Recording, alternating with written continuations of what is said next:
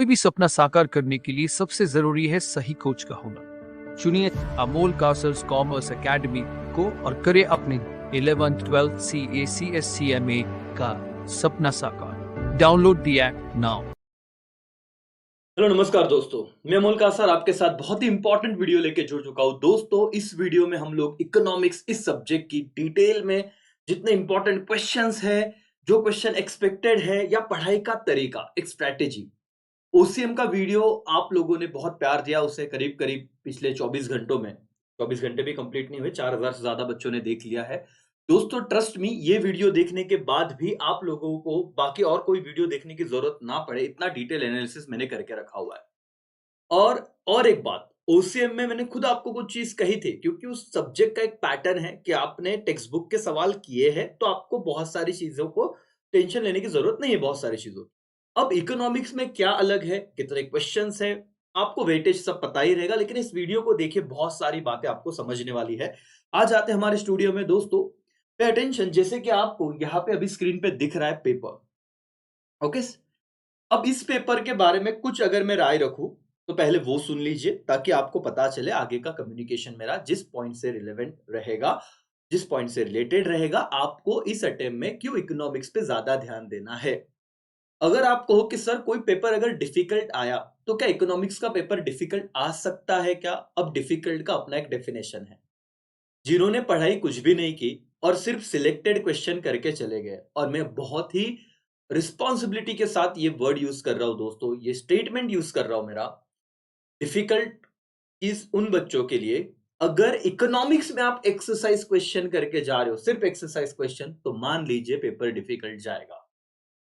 बहुत बड़ा स्टेटमेंट, बहुत बड़ी बात, और कुछ ही मिनटों में आपको प्रूव करके दूंगा। ओसीएम में डेफिनेटली, जो मैंने कहा, हर एक चीज के लिए मेरा एक रिसर्च है, हर एक चीज के लिए मेरा एक एक्सपीरियंस है। डेफिनेटली वो क्वेश्चन कीजिए। इकोनॉमिक्स में सिर्फ अगर आप एक्सरसाइज क्वेश्चन के भरोसे जा रहे हो तो रुक जाना, अब ये सारा वीडियो देखो, ऐसे में क्यों कह रहा हूं। दोस्तों, इकोनॉमिक्स में इंपॉर्टेंट क्वेश्चन तो देना जरूर बनता है, और जैसे मेरी रिक्वेस्ट हमेशा रहती है कि आप लोग सब्जी मंडी में तो आए नहीं हो सर, फटाफट आओगे, कुछ चीज लेके निकल जाओगे। अगर आपको अपने करियर का इंपॉर्टेंस है, अगर 20 दिन की स्ट्रैटेजी चाहिए, तो एंड तक वीडियो देखना जरूर पड़ेगा। 1.5 की स्पीड पे देखो, 1.25 की स्पीड पे देखो, कोई दिक्कत नहीं है, लेकिन देखिए जरूर। एनालिसिस पहले तो इस पेपर का, फिर जैसे मैंने सारी चीजें बना के रखी है सर आपके लिए, कि कि टेक्स्ट बुक के सारे एक्सरसाइज क्वेश्चन एक साथ मैंने आपके सामने रखे हुए हैं, क्योंकि कुछ चीजें आपके साथ शेयर करनी है, आपको हेल्प हो स्ट्रैटेजी बनाने में। एज इट इज, जो हमारे टेक्स्ट बुक का एनालिसिस है कि पहले चैप्टर में से 2A आइडेंटिफाई कंसेप्ट कितने क्वेश्चन है, डिस्टिंग्विश कुछ है कि नहीं है, उसके बाद एग्री डिसएग्री कितने हैं, टेबल बेस्ड कोई क्वेश्चन है या नहीं, आंसर इन डिटेल्स वाले क्या है, उनका वेटेज सब लिखा हुआ है। तो आप लोग सिर्फ अब मेरी बातों को ध्यान से सुनिए, गौर कीजिए, पे अटेंशन। सर पिछले पेपर की अगर मैं बात करूं तो हमें एक चीज तो पता है कि इकोनॉमिक्स का पेपर टोटल हमारा 80 मार्क्स का आ रहा है, और टोटल कितने क्वेश्चन है सर? 80 मार्क्स के लिए 6 क्वेश्चन है, बराबर दोस्तों। अगर मैं बहुत सिंपल आपका टेंशन कम करने की अगर बात करूं, तो अगर मुझे एग्जाम में क्वेश्चन नंबर 1 आ जाता है 20 मार्क्स का, और क्वेश्चन नंबर 6 जो 16 मार्क्स का एक क्वेश्चन है, आपको 2 क्वेश्चन लिखने हैं कोई भी 3 में से, तो सर मतलब 8 मार्क्स का एक क्वेश्चन है, आपको कोई भी 2 क्वेश्चन लिखने, तो 16 मार्क्स का एक पूरा क्वेश्चन बनता है, राइट? 16 क्वेश्चन, 16 मार्क्स करके, तो यही 36 मार्क्स आपके यहाँ पे डन हो जाते हैं। ध्यान से सुनिए, पेपर पैटर्न क्या है सब बताऊंगा। ये 2 क्वेश्चन बहुत ज्यादा रोल प्ले करते हैं आपका इकोनॉमिक्स का पेपर कैसे जाएगा। और लास्ट ईयर जब मैं पेपर डिस्कस कर रहा था, तभी मैंने बता दिया कि अनएक्सपेक्टेड क्वेश्चन पूछे गए थे, राइट दोस्तों। चलो आते हैं कुछ इंपॉर्टेंट पॉइंट का डिस्कशन कर। पहले आपको मैं वेटेज पे लेके जाऊं, ताकि आप लोगों को बहुत सारी चीजें समझे। दोस्तों ये है वेटेज, आई होप आपको पता रहेगा, और मुझे 1 मिनट इस पे बात करना जरूरी है, क्योंकि ये वीडियो हर एक एंगल से मैं बना रहा हूं, कि जो बच्चा पहली बार देख रहा है सब्जेक्ट को, उन्हें भी समझे, जिन्हें वेटेज पता था उन्हें भी समझ जाए करके। पे अटेंशन, अगर आप यहाँ पे ध्यान से गौर करो दोस्तों, तो मैं माइक्रो इकोनॉमिक्स के सब्जेक्ट चैप्टर्स की बात कर रहा हूँ। चैप्टर 1 आपका इंट्रोडक्शन, टोटल मार्क्स और विथ ऑप्शन। अब टोटल मतलब मिनिमम 7 मार्क्स के सवाल तो आएंगे ही, इससे कम नहीं आ सकते। और विथ ऑप्शन मतलब जो आपका पेपर है टोटल 116 मार्क्स के करीब करीब बनता है। 80 मार्क का पेपर विथ ऑप्शन ही आता है। इकोनॉमिक्स में बहुत सारे ऑप्शंस आपको दिए जाते हैं। कि 4 में से 2 लिखिए, 5 में से 3 लिखिए, राइट? ऐसे बताऊंगा डिटेल। तो 10 मार्क का वेटेज आप पकड़ के चलिए, इतना आ ही जाता है। Utility again 10 marks, demand analysis 12 marks, elasticity of demand 12 marks, supply analysis 10 marks and forms of market 10 marks. ऐसे अगर मैं देखूं तो आपके करीब करीब 64 मार्क्स पेपर में आपको लिखते आएगा, अगर आपने ये 1 2 3 3A 3B 4 और 5 मतलब 6 चैप्टर कर लिए। मराठी मीडियम, इंग्लिश मीडियम सबके लिए सेम है, इवन ये आर्ट्स वाले बच्चों के लिए भी सेम है, क्योंकि आर्ट्स का इको का पेपर भी सेम ही होता है। अब ध्यान दीजिए सर और मैडम, मार्क्स का वेटेज आपको पता था और इकोनॉमिक्स में मैं सीधा क्वेश्चन पे नहीं जा सकता सर, क्योंकि बहुत बड़ा धोखा हो गया था और ये पहले से मैंने कहा भी था लास्ट ईयर बच्चों को कि इकोनॉमिक्स के लिए आप ना अवॉइड कीजिए, क्योंकि टेक्स्ट बुक के एक्सरसाइज में ज्यादा क्वेश्चन कवर नहीं है। और आपको मैं कुछ टाइम में बता भी दूंगा कि इकोनॉमिक्स में माइक्रो वाले पार्ट को आपको ऐसे पकड़ के चलना है कि जिसका कंसेप्चुअल क्लैरिटी नहीं है उन लोगों को बहुत ज्यादा यहाँ पे प्रॉब्लम आ जाता है। आपको बिल्कुल भी सर रश में नहीं पढ़ना है, आराम से एक एक चैप्टर पढ़िए, समझिए वो क्या कहना चाहते हैं। सर ये वाला चैप्टर और ये वाला मैंने ऑलरेडी रिवीजन, लाइव में जाइए आपको दिखेंगे। और अंडरस्टैंडिंग लेवल पे मतलब समझ के पढ़ोगे तो लिखते आएगा इकोनॉमिक्स। इकोनॉमिक्स में कोई भी बंदा रट्टा नहीं मार सकता जब तक उसे कंसेप्ट नहीं समझती। तो मेरे भाइयों और मेरी बहनों, अगर आप पढ़ रहे हो, अगर आपको लगता है कि सर पढ़ा लेकिन याद ही नहीं रह रहा है, तो आप समझिए कि आपने वो समझा था या फिर जस्ट कोई तो क्वेश्चन रैंडमली उठा के पढ़ रहे हो। और माइक्रो में ये नहीं चलेगा। मैं 4 क्वेश्चन दे दूं और आपको लिंक ही नहीं पता और आप बोलोगे अरे सर ने तो दिए, अब मैं क्वेश्चन कर लूंगा, पढ़ लूंगा, और सर वो याद नहीं रहेगा तो पेपर में जाके लिखोगे क्या? और अब आप बोलोगे सर ये इतना आता ही है क्या? अभी मैं आपको लेके जाऊंगा, क्योंकि आफ्टर न्यू सिलेबस जो पेपर आया वो लास्ट ईयर का ही आया, तो वो तो बहुत ज्यादा रिलेवेंट बन जाता है सर। ध्यान से समझिए। और उसके बाद अगर मैं बात करूं, index number, national income, public finance, money market and आपका कैपिटल मार्केट, तो ये देखो ये सारा वेटेज करीब करीब 54 मार्क्स तक जाएगा। ओके, बड़ा क्वेश्चन कहां से आएगा मैं हमेशा आपको बताता हूं दोस्तों, जहां पे आपको ये 12 मार्क्स दिख रहे हैं, ध्यान से देखिए। और आप और एक चीज देख सकते हो, जहां पे विदाउट ऑप्शन 8 मार्क्स दिख रहा है, वहां से तो बड़े क्वेश्चन आते ही आते हैं। तो आप लोगों को चैप्टर नंबर 7, 3A 3B और 8, ये 4 चैप्टर में से तो लॉन्ग आंसर करने, बाकी का कोई दिक्कत नहीं सर, कोई टेंशन नहीं करके। लेकिन अब आते हैं सर पॉइंट पे, थोड़ा एनालिसिस करते हैं। मैंने आपको सारी चीजें बता दी, अब मैं आपको ये चीज बताने जा रहा हूँ सर, और बहुत ही इंपॉर्टेंट है, ध्यान से सुनना।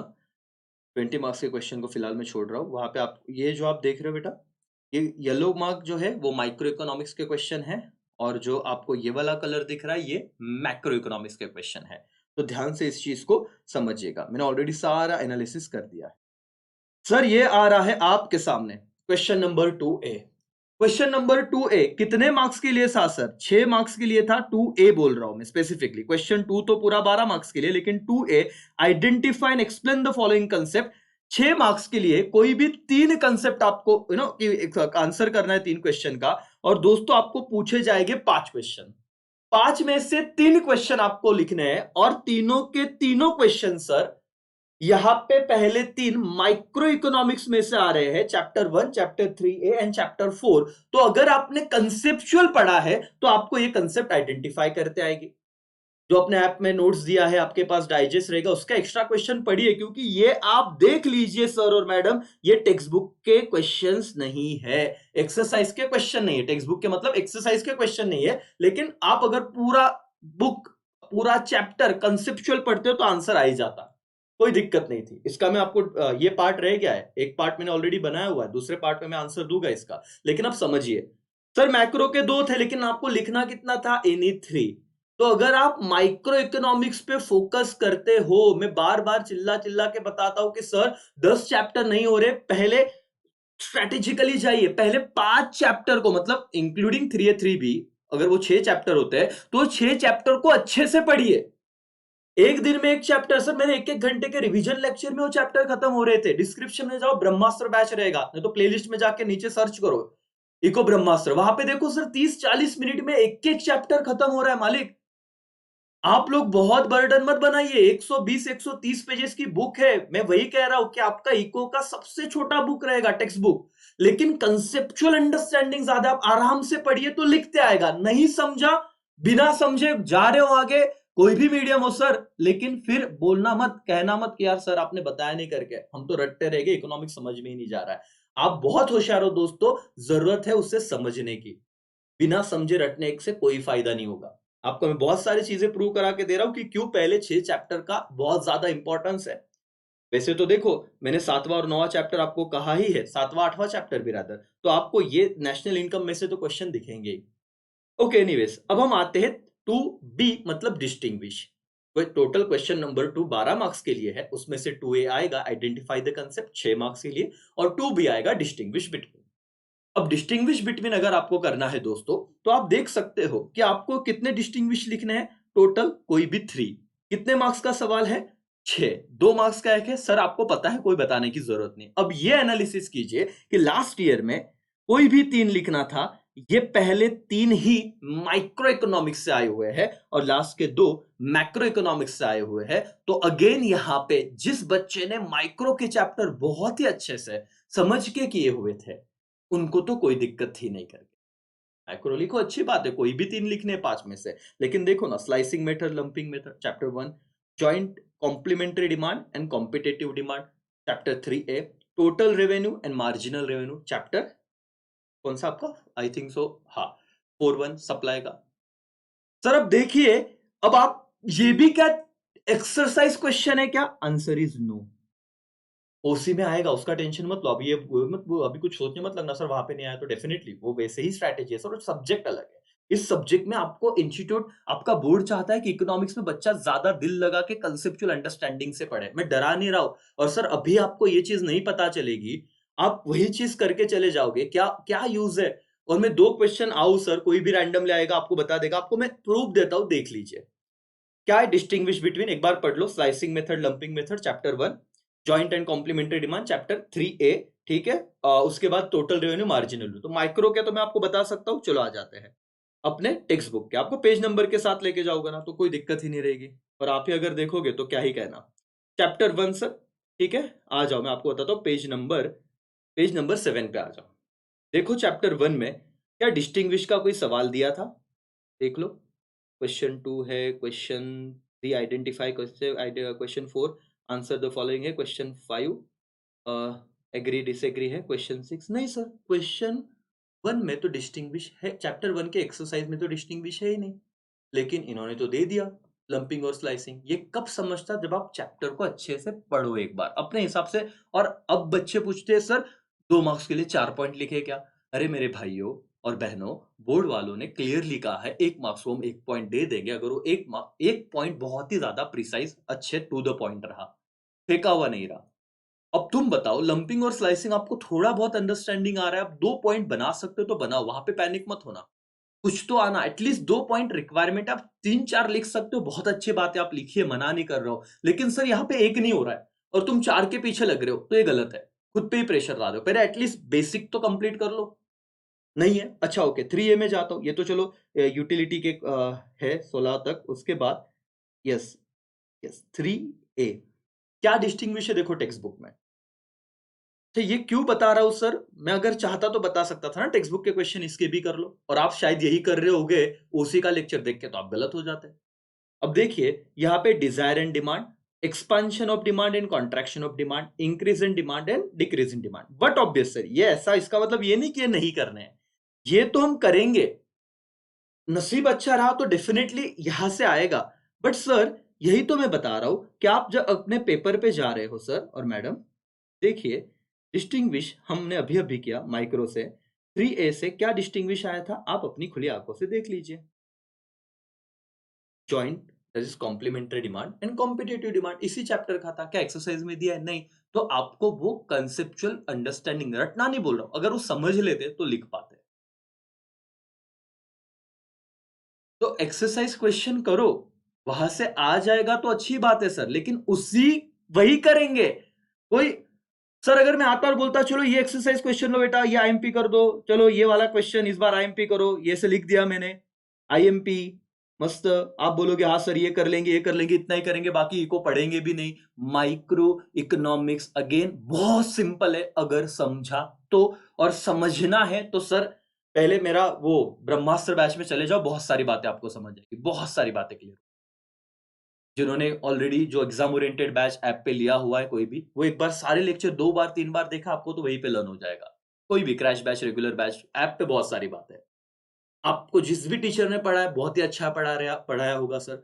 नहीं तो आप रिवीजन लेक्चर देखें, आपको कोई दिक्कत नहीं है सर। लेकिन समझो, आईएमपी क्वेश्चन के चक्कर में मेरी बात आपको बताना इसलिए ज़रूरी है सर, क्योंकि इस पॉइंट पे बहुत कम टाइम है और आप किसी भी ट्रैप में ना फँस जाओ। सिर्फ इतना करके जाएँगे, हाँ सर, डन। इको माइक्रो मैंने बोला ना कि 10 चैप्टर है, पहला स्ट्रैटेजिकली 5 करो, 13 तारीख को पेपर है। सर हम 2 दिन है हमारे पास, 48 आवर्स से ज़्यादा टाइम है। वहाँ पे इतना अच्छे से कर लेंगे ना, कोई दिक्कत नहीं रहेगी। आप उसका टेंशन मत लो कि सर इको में क्या होगा? मैं हूँ यहाँ पे सर, बहुत सारी चीज़ें करवा के दूँगा, लेकिन सिर्फ पहले चैप्टर को मतलब ओवरऑल समझो।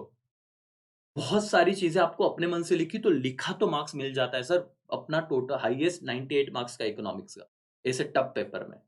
94, 96, 91 कॉमन है। 85 के ऊपर बहुत बच्चे क्यों आए सर? अंडरस्टैंडिंग। तुम भी ला सकते हो, सिर्फ समझो चीज़ों को। ये कंपेयर करा दिया, चलो सर और एक चीज़ मैं आपके सामने लेके आता हूँ, सप्लाई वाली बात। अ, 1 मिनट, तो यही 34 पेज नंबर पे आओ। ये 3P है आई थिंक सो। सप्लाई पे आता है, हाँ, टोटल रेवेन्यू। चलो, इसमें डिस्टिंग्विश है क्या देख लो, चलो अपने हिसाब से।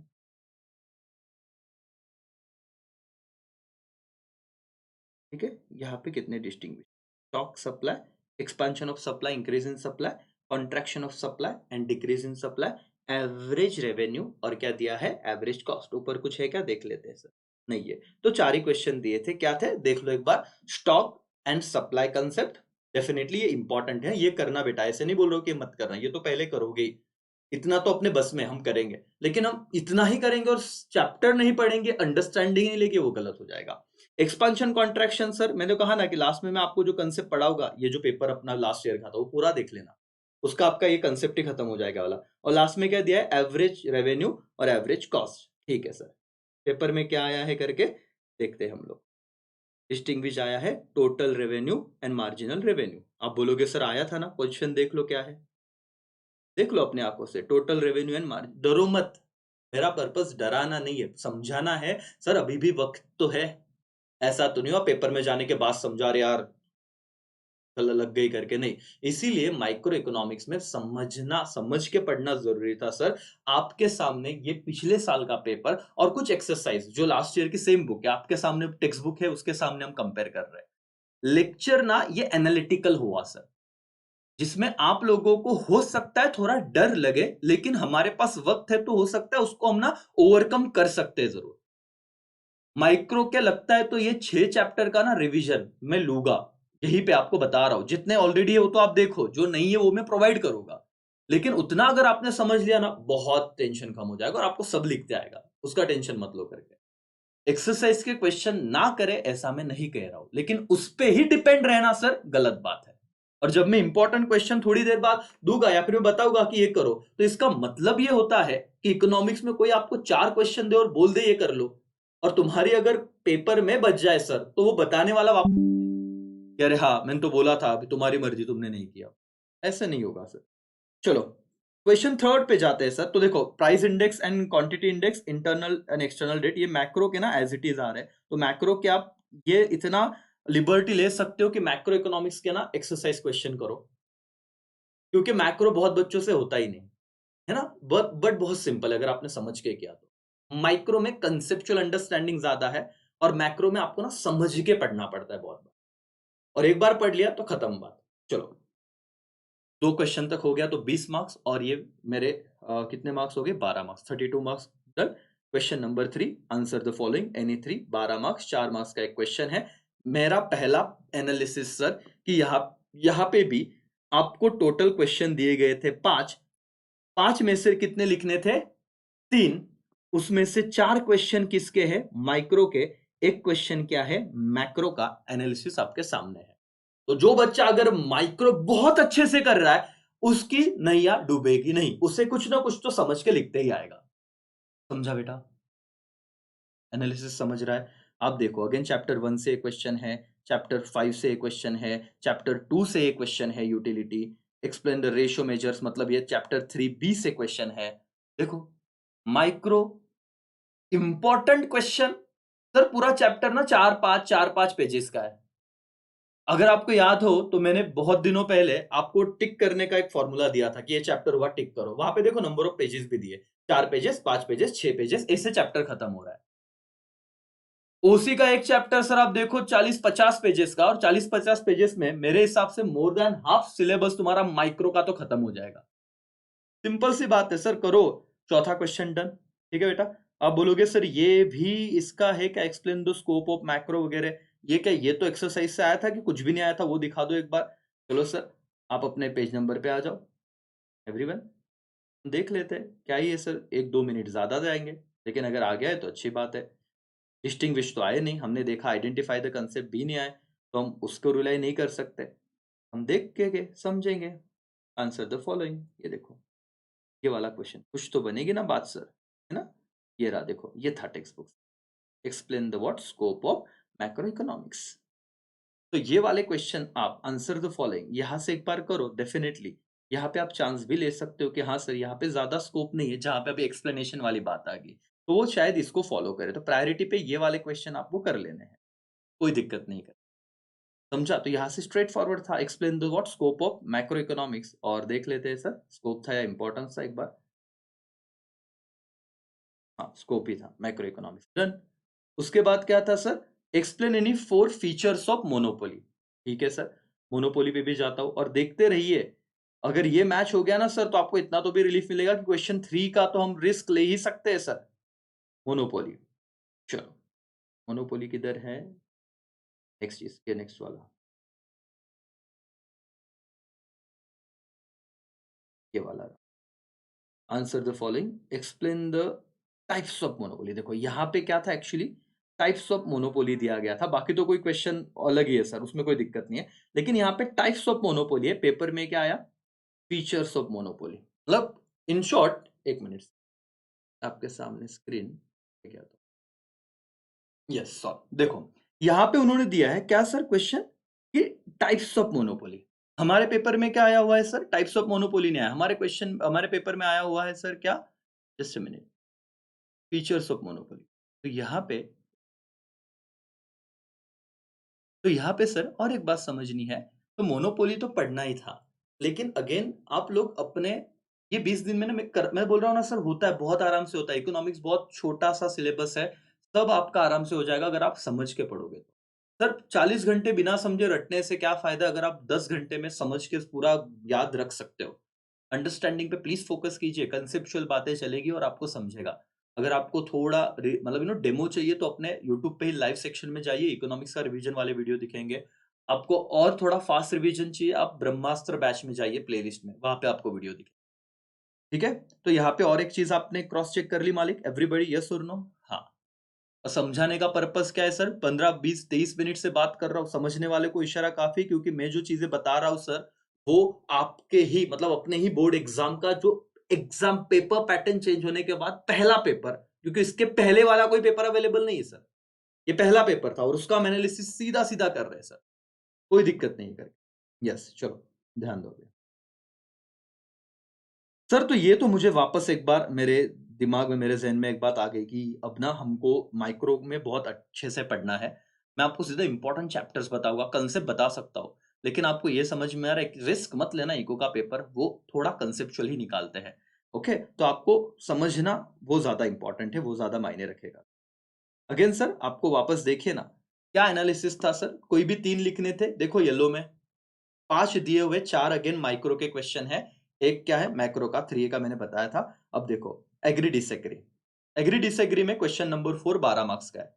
अगर ये 12 मार्क्स का क्वेश्चन है सर, तो इसे समझिए, आपको अगेन 3 क्वेश्चन तो क्या दिए हैं माइक्रो में से, 2 क्वेश्चन मैक्रो में से, एनी 3 लिखने हैं। अगर माइक्रो वापस वही रिपीट, डन। तो मैक्रो नहीं करना ऐसे नहीं बोल रहा हूं, मैक्रो तो बहुत सिंपल आता है, देखो there is no exception to law of DMU, ये तो बोलता हूं अग्री या डिसएग्री, तुम तुरंत बोल रहे डिसएग्री, बट इशू पॉइंट क्या है सर, आपने लॉ ऑफ डीएमयू पढ़ा था ना, डिमिनिशिंग मार्जिनल यूटिलिटी, आपको उसके एक्सेप्शन भी पता थे, तो डिसएग्री क्यों, क्योंकि एक्सेप्शंस तो है सर, ऐसा तो नहीं होगा कि एक्सेप्शंस नहीं है। तो ये आपने अपने कंसेप्ट से आंसर लिखा। अरे दोस्तों समझ रहे हो क्या? वो रटा नहीं डायरेक्टली, आप समझो चीजों को। इजी है सर, ये देखो, supply curve of labour is backward bending, yes, agree और डिसएग्री? एग्री। सर क्यों? ये एक्सेप्शन में आता है कि जैसे जैसे लेबर को वेजेस हम ज्यादा देते हैं लेबरर को, वो अपना लेबर बढ़ाता है, मतलब सप्लाई ज्यादा करता है, लेकिन एक हद के बाद उसको और ज्यादा पैसे मिले, वो लेबर मतलब काम कम करना लगता, नंबर ऑफ आवर्स काम कम करता है, तो ये बैकवर्ड बेंड हो जाता था। ये कहां पे था? सप्लाई, लॉ ऑफ सप्लाई पढ़ोगे, उसके एक्सेप्शंस पढ़ो, यहां पे ये चीज, ये कंसेप्ट दिया हुआ है। तो आप जब बड़ा क्वेश्चन कर रहे हो ना, तो अपने आप शायद एग्री डिसएग्री भी कर रहे हो, यस और नो। तो जब मैं अगर कहूं आपको कि लॉ ऑफ सप्लाई अच्छे से करना दोस्तों, तो इसका मतलब आपका क्वेश्चन नंबर 4 एग्री डिसएग्री का एक पार्ट हो गया। अच्छे से करना मतलब वहां पे सिर्फ हेडर लर्न करना नहीं। इकोनॉमिक्स में अगर आप हेडर्स लर्न करने जाओगे तो सर बहुत बड़ा ट्रैप है। समझो, नहीं समझ रहा है, हम यहां पे है, हम आपको बताएंगे, समझ के कर लो, आपका इको में आप बहुत अच्छे मार्क्स ला सकते हो। बहुत जान डाल के बता रहा हूं, क्योंकि मुझे आपको कि वो क्रक्स पहुंचाना है सर। सिर्फ 4 क्वेश्चन से बात नहीं बनेगी, और अगर 4 क्वेश्चन दे भी दिए तो पढ़ना कैसे वो तो समझ लेना। ऐसे नहीं कि हेडर कर लिया, अंदर का जान दे फेंक देंगे। अरे अपने मन से लिखो, स्पेलिंग थोड़ा बहुत गलत हुआ चलेगा, ग्रामर इधर उधर हुआ चलेगा, उतना नहीं देखते हो। आइस मतलब इंस्टीट्यूट, तुम्हारा बोर्ड देखता है कि तुम समझ के तो आए हो, लिख तो रहे हो। बोलो यस और no? Yes. Price under perfect competition is decided by interaction of what, demand and supply. तो परफेक्ट कंपटीशन में सही बात है सर, कि यहाँ पे अगर मोनोपोली होता, क्योंकि ये तो परफेक्ट कंपटीशन मतलब प्राइस टेकर है ना, तो डिमांड, तो ये अगेन देखो, फीचर्स अगर आप देखोगे ना, तो वहां पे वन ऑफ द फीचर है फीचर्स ऑफ क्या? Perfect competition. ये आईएमपी क्वेश्चन है जो मैं आपको दूंगा। फीचर्स ऑफ परफेक्ट कंपटीशन, वहां पे एक पॉइंट है कि परफेक्ट कंपटीशन में जो सेलर है वो क्या रहता है? प्राइस टेकर रहता है। तो परफेक्ट कंपटीशन में प्राइस टेकर मतलब प्राइस कौन डिसाइड करता है? डिमांड एंड सप्लाई के इंटरैक्शन से। हो गया सर, एग्री था। लेकिन ये आपने वहां पे पढ़ा, समझा, समझ में आ रहे हो दोस्तों कि चैप्टर जब पढ़ रहे हो ना, वही आपके यहाँ पे आंसर देने के लायक बनेगा। यस और no? Yes sir. Capital market play important role in India, नहीं आ रहा है सर। अगर माइक्रो अच्छे से किया है तो 3 तो ऑलरेडी आ गए।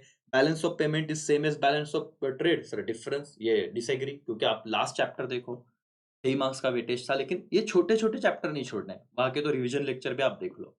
ओके, जो 4 क्वेश्चन तक हमने हमारी गाड़ी आगे लेके आए सर, 6 ही क्वेश्चन थे, ज्यादा दिक्कत नहीं। इको का पेपर बहुत छोटा होता है, और सर लिखना वहां पे ज्यादा फेंक नहीं सकते, ओसीएम में बहुत स्कोप है। इकोनॉमिक्स में माइक्रो अगर समझा तो लिखते आएगा, नहीं समझा तो सर आपसे कुछ क्वेश्चन बिना अंडरस्टैंडिंग के नहीं जा सकते। तो गाइडेंस जरूर लो, लेक्चर जरूर देखो, अपने टीचर्स जिससे आप पढ़े हुए उनसे एक बार एनालिसिस, उसको रिविजन कराओ। आप एके के यूट्यूब चैनल पे हो तो यहाँ पे रिविजन लेक्चर देखो, आराम से समझो, पढ़ो, पेपर बहुत बढ़िया आ जाएगा। ओके, क्वेश्चन नंबर 5 आप देख सकते हो, टेबल बेस्ड क्वेश्चन है सर। इस पे तो मैंने एक डिटेल वीडियो बनाया, आपके टेक्स्ट बुक के सारे क्वेश्चन मैंने नो कि करवा दिए हैं, उसके आंसर भी मैंने अपने टेलीग्राम ग्रुप पे पोस्ट कर दिए हैं। सर इसमें क्या हुआ था, 2 क्वेश्चन आपको मैक्रो से दिख रहे होंगे, और ये तो बहुत ही सिंपल क्वेश्चन था। अगेन ये कंसेप्ट बेस पे था, सी प्लस आई प्लस जी प्लस क्या, सी प्लस आई प्लस जी प्लस क्या, एक्सपोर्ट माइनस इंपोर्ट, मतलब या इसमें आप डिप्रिसिएशन माइनस कर देते हो। ये फॉर्मूला अगर आप देखोगे ना दोस्तों इसका, ये नेशनल इनकम में आपको समझेगा। फॉर्मूला जिसने कर लिया था ना, बस उसको सिर्फ ऐड और लेस करना था, बाकी कुछ नहीं। 4 मार्क्स फुकट के थे नेशनल इनकम से। ये टेक्स्ट बुक से रिलेटेड क्वेश्चन था, बहुत ही सिंपल था। आप देखोगे कौन सा चैप्टर है, 3B से रिलेटेड क्वेश्चन है, ठीक है। तो अच्छे से करना है 3B, कोई भी छोड़ना नहीं है। और ये वागन मैक्रो वाला था। तो एनीवेज, इसी क्वेश्चन में आपको मैक्रो ज्यादा दिखा, वो भी एक माइक्रो मिला ही, ऐसे नहीं कि आपका बहुत बुरा जाएगा। और क्वेश्चन नंबर 6 बेटा क्या है, आपको 3A में से सवाल था, मैंने बताया भी था। और ये 2 क्वेश्चन थे आपके, कहां से? मैक्रो इकोनॉमिक्स से। सिर्फ यहाँ पे बच्चों की लग जाती है, इसीलिए मैं कह रहा हूं कि आपको 7वां चैप्टर, 8वां चैप्टर, 6-1 बहुत सिंपल, 1 घंटे का मेरा लेक्चर है उस पर, इंडेक्स नंबर उतना देखा तो उसके बाद कुछ भी नहीं है। उतना करो तो आपका ये क्वेश्चन का टेंशन कम हो जाता है। और 3A 3B तो करना है सर, छोड़ना नहीं। आई होप आपको ना मेरा पर्पस क्या था इस लेक्चर का, अब मैं वो आपके सामने रखता हूँ। अब आप बोलोगे सर अभी वो इंपॉर्टेंट क्वेश्चन का क्या? अब आपको शायद ये इतना एनालिसिस देने के बाद अगर मैं कहूँ कि बेटा मैं 2 क्वेश्चन दूं, तुम उतना ही करके जाओ, या फिर मैं ये टेक्स्ट बुक में आया, जैसे ओसीएम में तो डेफिनेटली आता है, उसका कोई टेंशन नहीं, बट ऑब्वियस अब आपको ट्रस्ट आ गया होगा। और मैं कहता कि सर एक काम करो, आप ना टाइप्स ऑफ मोनोपोली यही क्वेश्चन करो। तो आप क्या करते हैं, सिर्फ टाइप्स ऑफ मोनोपोली करते, जो आपके टेक्स्ट बुक का ही सवाल था, राइट? आता हूँ यहाँ पे। और टाइप और आगे आपके पेपर में क्या, फीचर्स ऑफ मोनोपोली। तो मुझे बताओ, आप तो मुझे पेपर में वो देखो अच्छा बुरा बाद में, लेकिन पहले 2 गालियां मेरे को दोगे। साला इसके भरोसे आए, इसने पूरे पेपर की वाट लगा दी, है ना? ये तो टेक्स्ट बुक का सवाल था। इसलिए मैं क्या कहूंगा, आप लोग अपनी पढ़ाई को पेपर से पहले तो मैं गाइड करूंगा ही कि कैसे जाना है। बहुत बर्डन मत लो। अगर आप कंसेप्चुअल अंडरस्टैंडिंग रखते हो ना, तो question 2A 2B identify concept and distinguish. Question 3 जो सिंपल ही है। क्वेश्चन 4 3 में वही है ना, माइक्रो फीचर्स ऑफ माइक्रो वगैरह वगैरह। और क्वेश्चन 4 अगेन सिंपल सा क्वेश्चन है, एग्री डिसएग्री। ये क्वेश्चन आपके बड़े क्वेश्चन करने के बाद, कंसेप्चुअल अंडरस्टैंडिंग के बाद अपने आप आपको लिखते आते हैं। इकोनॉमिक्स में, इकोनॉमिक्स एक कंसेप्चुअल सब्जेक्ट है जिसमें आप ये एक्सपेक्ट नहीं कर सकते कि हमारे टीचर ने बोला है सर कि 1 मार्क्स के लिए 2 पॉइंट लिखो। अरे बनाएंगे किधर से बच्चे? अगर वो कंसेप्चुअल है तो बात खत्म ना। When price raise demand falls. आपको एग्जांपल लिखना है कुछ, अब घुमा फिरा के एक्टिव पैसिव कुछ भी करो, लेकिन अगर वो चीज टू द पॉइंट लिखो तो भी पूरे मार्क्स मिलेंगे। तो ये ओसी में आप बोल सकते हो कि ज्यादा स्कोप है, कितना भी फेंको। इकोनॉमिक्स में समझ के लिखो, पूरे मार्क्स मिलते हैं। सर 8 मार्क्स के क्वेश्चन के लिए 16 पॉइंट कहां से बनेंगे? अगर आप एक एक लाइन छोड़ के लिख रहे हो, 2 पॉइंट को एक बना रहे हो तो ठीक है, लेकिन कुछ बच्चे अगर सर पूरा लर्न किया है तो पैनिक मत होना। तुम्हारे दोस्त सर 2 सप्लीमेंट लगाए, कोई लेना देना नहीं। तुम अच्छे से पढ़ो, जितना पढ़ो उतना लिखो, इकोनॉमिक्स में मार्क्स मिलते हैं। इंपॉर्टेंट क्वेश्चन तो नहीं सर, लेकिन मैं एक चीज नहीं, मतलब क्या, वही चीज वो भी चीज बता रहा हूं, ये इसमें अब ज्यादा मायने नहीं रखता ये वाला टेबल। क्यों सर? क्योंकि एक्सरसाइज क्वेश्चन ही करना, ये तो बहुत बड़ा ट्रैप हो जाएगा। वो करके आपको, या फिर मैं कहूँ कि पहले चैप्टर अच्छे से कैसे करना है सर, यहाँ पे मैं आपको एक बात बताता हूँ। चलो आओ, टेंशन मत लो, पे अटेंशन। और यहाँ पे अगर मैं आया हूँ आपके सामने तो कुछ चीजें तो मैं बताऊंगा ही कि क्या है।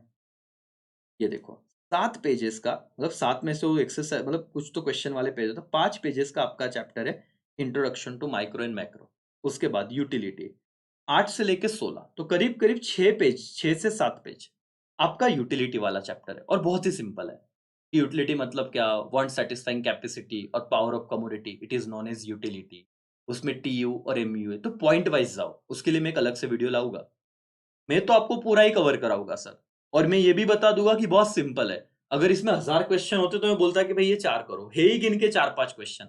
उसमें भी आप रिस्क ले रहे हो तो वो तो मैं लेने नहीं दूंगा आपको। समझ में आ रहा है? और पेपर मैंने दिखाया बकायदा, और इसलिए आप मुझ पे भरोसा रखोगे अगर रखना है तो। Demand analysis, determinants of demand अगर आप करते हो तो आपका लॉ ऑफ डिमांड के जो अजम्पशन है, बस डिटर्मिनेंट्स के आगे नो चेंज लगाना है। अदर देन प्राइस सारे फैक्टर क्या रहेंगे, कांस्टेंट रहेंगे, नो चेंज लगाना है। कैसे पढ़ना है मैं बता दूंगा। लॉ ऑफ डिमांड अच्छे से करना है, और change in demand versus expansion, variation in demand, वो अच्छे से कंसेप्ट है। मतलब ये भी कितने पेजेस का है सर, आप देखो करीब करीब 8 पेज पकड़ लो, क्योंकि एक्सरसाइज क्वेश्चन वाले छोड़ दो बाकी के। इलास्टिसिटी ऑफ डिमांड अगेन 7 से 8 पेजेस। सप्लाई एनालिसिस आप देखो करीब करीब अगेन वैसे ही है सर, 7 से 8 pages. Forms of market again 6 pages. तो sir total number of page की बात भी करूं तो 8 और 8 16 और 8 24 और ये 30, सर 40 से 50 पेजेस में आपको 60 प्लस मार्क्स मिल रहे हैं सिर्फ माइक्रो में से। 64 मिल रहे हैं वैसे तो पूरे पेपर में। और आपका पेपर इतना परफेक्ट जाएगा ना। सिर्फ मैं क्या चाहता हूं, भागो मत, कंसेप्चुअली आराम से पढ़ो। एक दिन एक चैप्टर किया ना तो भी चलता, आधा चैप्टर किया तो भी चलता, क्योंकि 10 तारीख अकाउंट के पेपर के बाद पूरी जान डाल देंगे सर लास्ट पेपर अपना इकोनॉमिक्स। मतलब मैं कह रहा हूं ना आपको, बस तुम सोच नहीं सकते, इतना इतना परफेक्ट हम ना, इतनी जान लगा देंगे करके। समझ में आ रहा है दोस्तों? हो जाएगा, लेकिन अभी थोड़ा थोड़ा पढ़ो। Index number sir plain sir एकदम ना, मैं क्या बताऊं, 1 घंटे का मेरा लेक्चर, आपका इंडेक्स नंबर खत्म। नेशनल इनकम 3 पार्ट में डिवाइड किया। पार्ट ए में, अब लिख लो आप अगर लिख सकते हो तो, पार्ट ए में 2 क्वेश्चन है important, features of national income और of circular flow. Part B बोलूंगा मैं, उसमें वो है ना methods of national income, expenditure, output, वो इनकम वाला वो। और पार्ट सी में 2 क्वेश्चन कवर होते हैं, प्रैक्टिकल एंड थ्योरेटिकल डिफिकल्टी वाला और एक इंपॉर्टेंस वाला। तो वैसे करके हम पढ़ेंगे, बाकी दिक्कत नहीं है। और एक्स्ट्रा क्वेश्चन आपको अगर करने हैं फॉर अंडरस्टैंडिंग तो पहले कंसेप्ट समझो, बाकी तो अपने आप सब खत्म हो जाता है। पब्लिक फाइनेंस में सर 10 पेजेस आपको चैप्टर दिखेगा, लेकिन पब्लिक फाइनेंस आप बहुत ही सिंपल चैप्टर है, उसे कॉम्प्लिकेटेड मत बनाना। टाइप्स ऑफ बजट इस बार आ सकता है, सरप्लस डेफिसिट, राइट? उसके बाद अगर मैं आपको कहूँ कि वो लास्ट ईयर क्वेश्चन आ गया था कि क्या-क्या सोर्सेस है पब्लिक के फाइनेंस के वगैरह-वगैरह, या फिर causes of expenditure growth in public finance, या ये सारे क्वेश्चन है सर। एक बार देखो, एनालिसिस में चैप्टर वाइज भी देने को रेडी हूँ, लेकिन आपको अभी इंपॉर्टेंट क्वेश्चन किसी से भी मांगने नहीं। जब मैं चैप्टर का एनालिसिस दूंगा तो बोलूंगा इस कंसेप्ट पे ज्यादा ध्यान दो। तो आपको कंसेप्ट समझना है फिर लिखना है। समझ में आया? हाथ जोड़ के रिक्वेस्ट है। अगर किसी और चैनल पे कहीं पे भी आपको कोई बोले कि यही क्वेश्चन कर लो, तो सर आपकी मर्जी, लेकिन मेरा काम है हमारे स्टूडेंट को सही रास्ता दिखाना। अभी भी वक्त है तो उन्हें बताना कि भाई आराम से जाओ, चीजें मैनेज हो सकती है, चीजें कंट्रोल में आ सकती है। आप अपने मन से लिखोगे, अपने मन से मतलब सर अपनी लैंग्वेज में लिखोगे समझ के कंसेप्ट, तो भी मार्क्स मिलते हैं। 8 मार्क्स के लिए 16 पॉइंट नहीं लिखे आपने, 10 लिखे, परफेक्ट लिखे, तो भी पूरे मार्क्स मिलते हैं। प्रेजेंटेशन की सारी बात मैं बताऊंगा। लेक्चर थोड़ा बड़ा हो रहा है, लेकिन आई होप आपको उसका पर्पस समझ रहा है। ये वाला तो बहुत छोटू सा चैप्टर है, फॉरेन ट्रेड, ये एक बार कर लो तो आप वो करते जाइए ना। सर क्या रहेगा उसके लिए मैं हूं, मैं बता दूंगा। तो ये वीडियो एक आई ओपनर था। इकोनॉमिक्स बहुत ज्यादा पेपर आप देखोगे पिछला, उस पेपर को अंदाजे ध्यान में रखते हुए मैं आपको कुछ भी सिलेक्टिव स्टडी करने के लिए नहीं कह सकता। ना मैं आपको ये कह दूं कि ये 4 ही क्वेश्चन कीजिए या 10 क्वेश्चन कीजिए। आपको पैटर्न में बता दूंगा कि भाई ये चैप्टर में ये सारा समझा, अब इसको लर्न करो, इसको अंडरस्टैंडिंग से समझो, और उसको जो अपने भाषा में लिख पाओगे, अपने लैंग्वेज में, थोड़ा बहुत इंग्लिश इधर उधर तो भी चलेगा, कोई दिक्कत। आई होप ये लेक्चर यूजफुल रहा होगा दोस्तों, और उन्हीं बच्चों के लिए जिन्हें सच में सब्जेक्ट को समझना था। मैं यहीं पे रुकता हूँ। बाय बाय, टेक केयर, जय हिंद।